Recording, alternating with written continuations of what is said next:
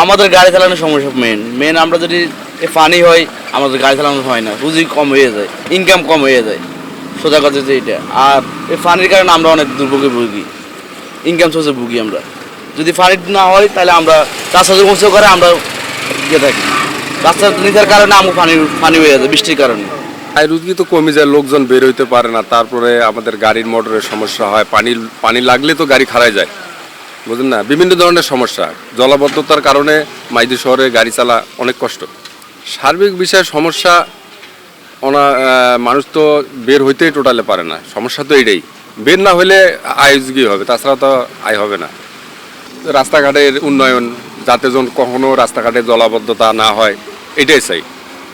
আমরা যে লাইনের কাজ করি, বিদ্যুতের লাইন, এখানে প্রচুর পরিমাণে বৃষ্টি, আমাদের মই তারপরে শরীর সব কিছু ভিজা থাকে, খুব রিস্কের মধ্যে আমরা কাজ করি। আর এখানে গ্রাহকরা মানে অভিযোগ দিতে আসে, কিন্তু ভালো মতন সেবা চলাফেরার জন্য সেবা পাচ্ছে না।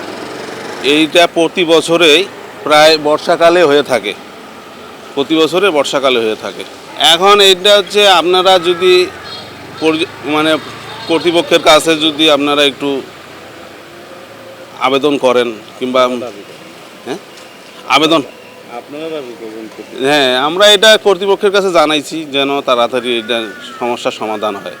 টানা সপ্তমবারের মতো বেস্ট টিস্যু পেপার ব্র্যান্ড হিসেবে স্বীকৃতি পেয়েছে বসুন্ধরা টিস্যু। এখানে রাস্তাটা নিচু নিচু, কোনো মানুষ যখন রাস্তা করে ফুল কার্পেট কিছু করে না, এখান দিয়ে পাইপ দিছে, পাইপে কাজ করতেছে না, মোটা পাইপও দেয় না, যার কারণে রাস্তাটা উঁচু করে না, রাস্তা করে ফুল কার্পেট কিছু করে না, যার কারণে পানির সমস্যা তো হবে, পানির সমস্যা হবে না।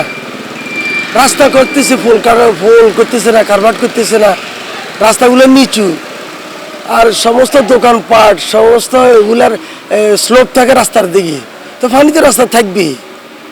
এগুলো স্থায়ী সমাধান কেউ কোনো বুঝো না, প্রশাসনও বুঝে না, কেউ কিছু বুঝে না। তো রাস্তা দোকানপাটের স্লোপ দিচ্ছে রাস্তার দিকে, পানি যাবে কোন দিকে? ফুল নাই, কারবার নাই, কিছুই নেই। তো এগুলো ফুল করতে হবো, কারবার করতে হবো, দোকানপাটের স্লোপ দিতে হবে অন্যদিকে, রাস্তার মধ্যে দিলে তো পানি রাস্তা তো হবে। এগুলো রাস্তার দিকে স্লোপ দিছে, তাইলে তো রাস্তাতে পানিতে থাকবে, যাইব কোন পানি?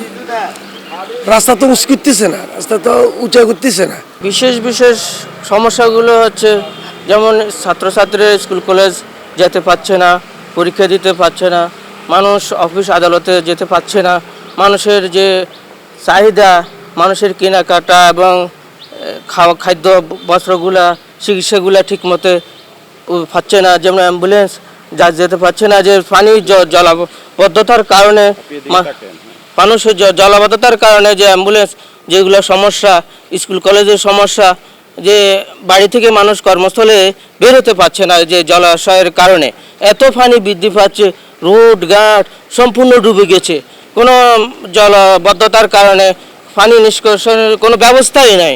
তো সরকারের আমার দাবি যে সরকারের এই জলাবদ্ধতা, খাল যেখানে ড্রেনগুলো আটকে পড়ছে, ওগুলো কোনো পরিচর্যা নাই, না থাকার কারণে পানি কোনো যেতে পারছে না। এই কারণে এটা দ্রুত সংস্কার করা দরকার।